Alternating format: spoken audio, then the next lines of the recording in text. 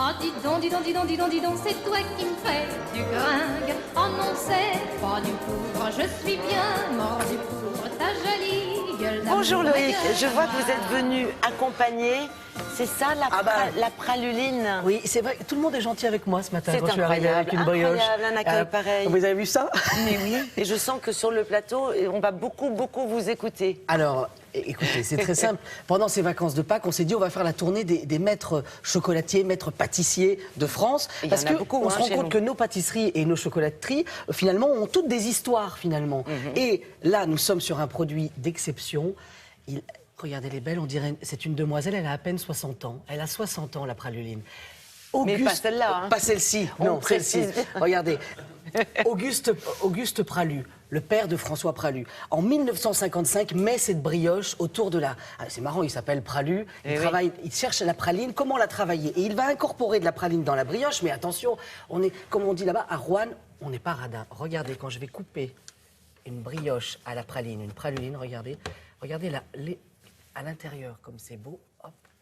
Vous avez vu ça? Ah et là, oui, voilà. effectivement, et on ça, n'est pas radin. ça, c'est le secret, en fait, c'est qu'il y a beaucoup de pralines. Et alors, le secret aussi, c'était de rester aérien, parce que mettre beaucoup de pralines dans la brioche, vous allez l'alourdir, et clac, au moment de la cuisson, ça va tout s'écouler, ça va partir. Donc, Non, c'est justement, une on la pâte garde à spéciale. l'intérieur. Alors, c'est une pâte à brioche. On ne nous dit pas tout dans le sujet. Ah. On ne nous dit pas tous les secrets, parce c'est que normal. c'est ce qui a fait la réputation de la maison. Alors, nous sommes allés voir François Pralu, là-bas dans la chocolaterie, où vraiment, c'est du grand art, puisqu'il fait même son chocolat, il le conche lui-même, il reçoit ses fèves, il a même sa plantation de cacao, vous imaginez. Bref, c'est vraiment une belle maison.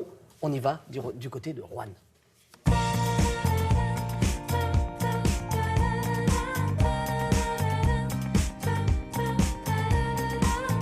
Alors là, le triporteur s'incline, puisque nous sommes à Rouen, carrefour de la gastronomie, où ici, depuis des décennies, on vient visiter la famille Trois Gros. Mais là, il y a une autre famille, les Pralus, avec la praluline. J'ai envie de vous dire, une fois que vous y aurez goûté, vous ne pourrez plus vous arrêter.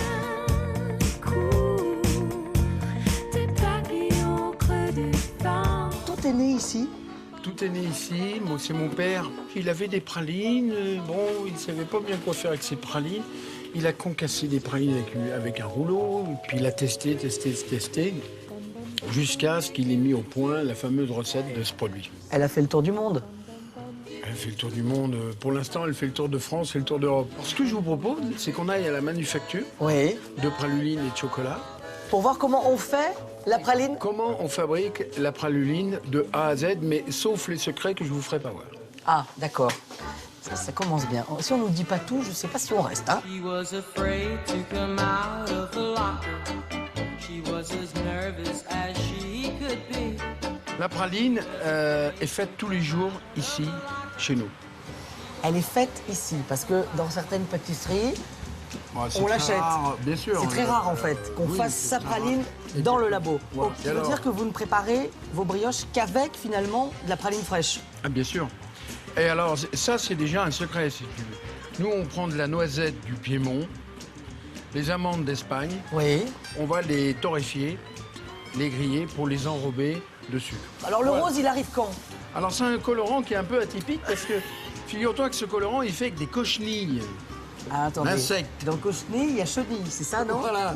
Alors, c'est fait en Asie. C'est des toutes Du petites sud. bêtes très rouges. Exactement. Ils les font sécher et ensuite c'est broyé. La praline chez François Pralu, c'est quelque chose de généreux quand même. C'est pas Oui. c'est pas des petites pralines. Non. C'est de la grosse praline. Et puis on met suffisamment de praline dans la pâte aussi. Bon, donc on n'est pas radin à Rouen. Non. You could see that Pierre did truly love the mademoiselle. And now the young monsieur. Depuis 60 ans, Voilà, elle a on 60 fait ans cette la année. praluline de cette façon. En juillet, elle aura 60 ans. Parfait. Alors, on a étalé notre pâte. On a étalé notre pâte à brioche. Maintenant, je vais mettre une bonne dose de praline concassée. Et on va plier comme une pâte feuilletée. On replie. Comme ça, on a un mélange Assez homogène. exactement, qui est très homogène. Et là, on va la bouler. On va la cuire 35 minutes. D'accord. Et au bout de 35 minutes, alors ça, j'aime bien ça. Et ça se passe comme ça, la manufacture? Oh, ça va pas si vite que ça. Ah ouais. Il a quoi bien fait de se lever, mon père, hein, ce jour-là. hein. Eh ben, il a eu une bonne idée, votre Oui. papa. Hein Oui, je trouve aussi. Allez, au papa.